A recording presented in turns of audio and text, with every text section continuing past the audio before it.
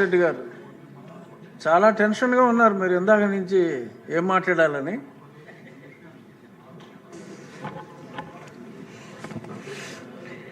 లేను అధ్యక్ష, ఏం టెన్షన్లో లేను. ఏదో అంత ఎగ్జామినేషన్కి వెళ్ళి ముందు టెన్షన్లా కనపడతా ఉంటే కొంచెం గవర్నర్ గారి స్పీచ్ అంటే కొంచెం బాగా ప్రిపేర్ అవ్వాలి కదా అధ్యక్ష. సొంతంగా చెప్పనీకు ఉండదు, పాయింట్స్ ఫాలో కావాలి కాబట్టి కొంచెం ప్రిపేర్ అవుతున్నాం అధ్యక్ష. థ్యాంక్ యూ అధ్యక్ష. గవర్నర్ గారి ప్రసంగంపై ధన్యవాదాలు తెలిపే తీర్మానంపై మాట్లాడే అవకాశం ఇచ్చినందుకు ముందుగా మీకు ధన్యవాదాలు తెలియజేసుకుంటున్నాను అధ్యక్ష. గవర్నర్ గారి ప్రసంగాన్ని క్షుణ్ణంగా పరిశీలించినట్లయితే మన రాష్ట్ర ప్రస్తుత పరిస్థితి, భవిష్యత్ కార్యాచరణ స్పష్టంగా కనిపిస్తున్నాయి అధ్యక్ష.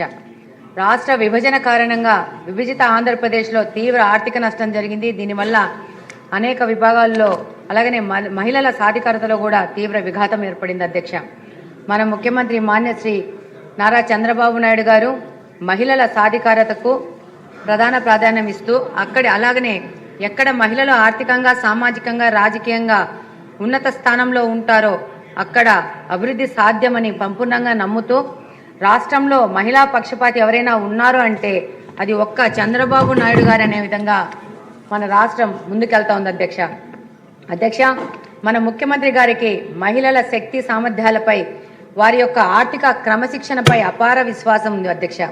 ఎటువంటి ప్రభుత్వ పథకాన్ని ప్రవేశపెట్టినా అది ఉమెన్ సెంట్రింగ్గా ఉంటేనే ఫలవంతం అవుతుందని మన ముఖ్యమంత్రి గారి ప్రధాన విశ్వాసం అధ్యక్ష. ఇందులో భాగంగానే మహిళలే అభివృద్ధికి కేంద్రం అన్న మాటను నినాదంగా కాదు, నేడు అమల్లో కనిపిస్తూ ఉంది అధ్యక్ష. చంద్రబాబు నాయుడు గారి నాయకత్వంలో డ్వాక్రా సంఘాలకు మళ్లీ ప్రాణం పోసి మహిళల చేతుల్లోనే ఆర్థిక నిర్ణయాలు ఉండేలా కూటమి ప్రభుత్వం చేసింది అధ్యక్ష. 0 వడ్డీకి రుణాలు కానీ, అలాగనే రుణాల పరిమితిని 5 లక్షలకు పెంచి మహిళలకు నిజమైన పెట్టుబడి అవకాశాలు ఇచ్చింది అధ్యక్ష. కూటమి ఒక్కో మహిళకు 50,000 నుంచి 5 లక్షల వరకు రుణాల పరిమితి పెంచి చిన్న పనులు కాదు పెద్ద వ్యాపారాలు చేసే స్థాయికి మహిళలను తీసుకొచ్చి ఈ యొక్క రుణాల పరిమితిని 10 లక్షలకు పెంచే విధంగా ఆలోచన చేస్తూ కూటమి ప్రభుత్వం నడుస్తోంది అధ్యక్ష. మహిళలు కేవలం స్వయం ఉపాధి కాదు, పరిశ్రమలు పెట్టే పారిశ్రామికవేత్తలుగా ఎదగాలనేది కూటమి ఆలోచన అధ్యక్ష.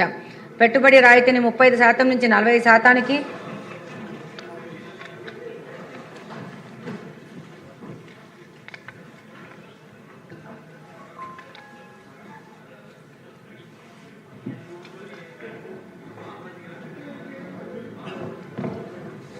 పెట్టుబడి రాయితీని 35% నుంచి 40%కి పెంచడం మహిళా వ్యాపారవేత్తల్లో చారిత్రాత్మక నిర్ణయం అధ్యక్ష. 2024-25 బడ్జెట్లో 1,250 కోట్ల కేటాయింపులు చేసి గ్రామీణ పట్టణ మహిళలకు సమాన అవకాశాలు కల్పించడము, అలాగనే పొదుపు సంఘాలను ప్రారంభించి పొదుపు సంఘాలను పెంచి కుటుంబాలను పరిపుష్టతకు పునాదులు వేసిన ఆర్థికవేత్త మన ముఖ్యమంత్రి గారు నారా చంద్రబాబు నాయుడు గారు అధ్యక్ష. ప్రస్తుతం ఆయన ప్రారంభించిన పొదుపు సంఘాల ద్వారా గ్రామీణ ప్రాంతాల్లో దాదాపు 8.5 లక్షల పొదుపు సంఘాల ద్వారా 8 లక్షల మంది మహిళలకు దాదాపు 55,521 కోట్ల రూపాయలు లోన్లుగా అందించడం జరిగింది అధ్యక్ష. పట్టణ ప్రాంతాల్లో దాదాపు 2.65 లక్షల పొదుపు సంఘాలలోని 26.5 లక్షల మంది మహిళలకు 8,700 కోట్ల రూపాయల మొత్తాన్ని లోన్గా అందించి స్వయం సహాయక సంఘాల మహిళలను స్వయం వృద్ధి ఉపాధి సంఘాలుగా తీర్చిదిద్దారు మన ముఖ్యమంత్రి నారా చంద్రబాబు నాయుడు గారు అధ్యక్ష. ప్రస్తుతం మన కూటమి ప్రభుత్వం అమలు చేసిన సూపర్ 6లోని పథకాలన్నీ కూడా మహిళా సాధికారతను దృష్టిలో ఉంచుకొని ప్రవేశపెట్టినవే అధ్యక్ష. ఈరోజు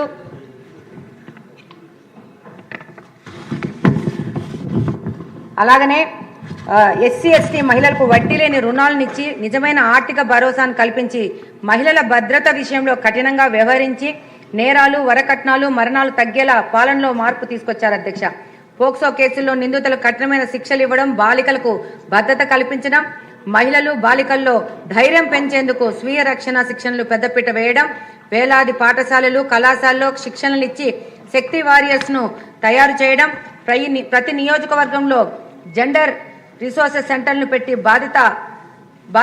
బాధితులకు కౌన్సిలింగ్, చట్ట సహాయం, అవసరమైతే వసతి కూడా కల్పించడం, ఉద్యోగ ప్రవేశాలు ICC ఏర్పాటు చేసి మహిళలకు సురక్షిత పని వాతావరణం ఇవ్వడం, అంగన్వాడీలు, ఆశా వర్కర్లకు గ్రాట్యుటీ మరియు అమలు చేసి మహిళా ఉద్యోగులకు గౌరవం ఇచ్చి అందుకోసం 60 కోట్లు కేటాయించడం, అంగన్వాడీ కేంద్రాల్లో తాగునీరు, మరుగుదొడ్లు లాంటి కనీస సదుపాయాలు కల్పించి ప్రతి నెల 1వ తేదీనే జీతాలు పడే వ్యవస్థను తీసుకురావడం, అంగన్వాడీ ఉద్యోగులకు 5G స్మార్ట్ ఫోన్లు ఇచ్చి వాళ్ళ యొక్క పనితీరు, హాజరు శాతాన్ని పెంచడం, గ్రామీణ మహిళలను ఉద్యోగాలు అడిగే స్థితి నుంచి ఉద్యోగాలు ఇచ్చే స్థాయికి తీసుకుపోవడమే కూటమి లక్ష్యం అధ్యక్ష.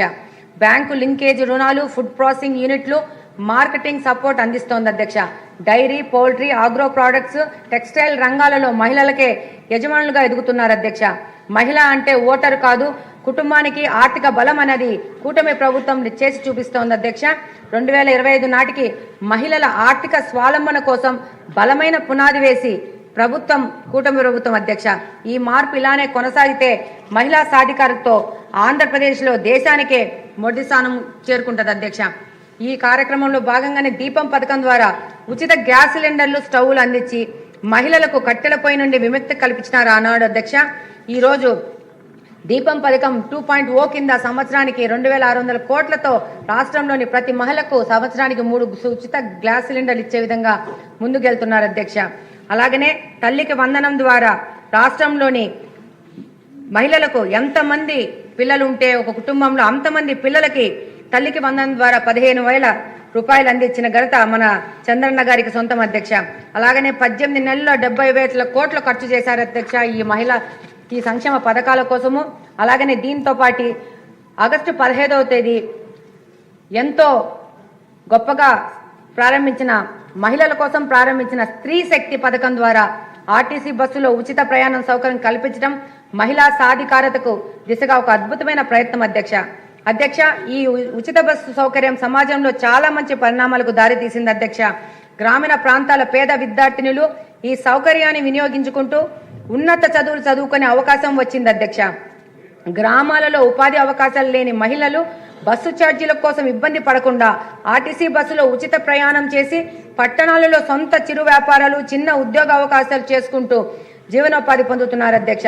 ఇప్పటి వరకు దాదాపు 1,200 కోట్లు అడ్వాన్స్ ఇచ్చి 2026 మార్చి వరకు నిధులు కేటాయించడం ఈ యొక్క స్త్రీశక్తి ప్రోగ్రాము ఇంత స్ట్రాంగ్గా ముందుకెళ్తోంది అధ్యక్ష.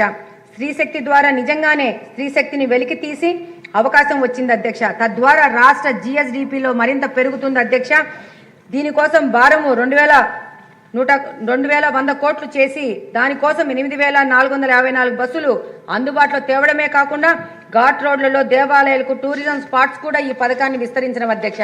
స్త్రీశక్తి పథకం కింద ప్రతి మహిళకు 1,500 నుంచి 3,000 రూపాయలు లబ్ధి పొందడమే కాకుండా ఉపాధి అవకాశాలు పొందడం ద్వారా ఆర్థికంగా ఎదుగుతున్నారు అధ్యక్ష. కాబట్టి స్త్రీశక్తి పథకం అనేది సంక్షేమ పథకం కాదు అధ్యక్ష. అంతేకాకుండా ఈ పథకాన్ని ప్రభుత్వం చేసే వ్యయం కూడా కాదు అధ్యక్ష. దీని పెట్టుబడిలాగా చెప్పుకోవాల్సి ఉంటుంది అధ్యక్ష. చంద్రబాబు నాయుడు గారి విజన్లో భాగమైన మహిళా వర్క్ ఫోర్స్ పార్టిసిపేషన్ రేషియోను ప్రస్తుతం ఉన్న 45%